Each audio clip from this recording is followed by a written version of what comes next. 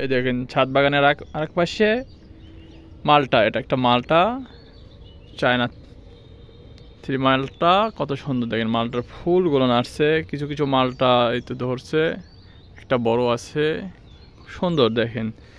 ছাদ বাগানের মালটাটা কত সুন্দর, কত ফুল আসছে, প্রতিটা আগাতে ফুলে পরিপূর্ণতা, পুরো গাছে পরিপূর্ণতা ফুল আসছে মালটা গাছে।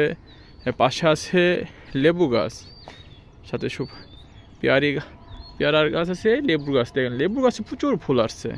এখন ফুলের সিজন, মাঘ ফাল্গুন, শুধু ফুল আর ফুল আসবে। দেখেন প্রতিটা গাছেই কম বেশি অনেক ফুল আসছে।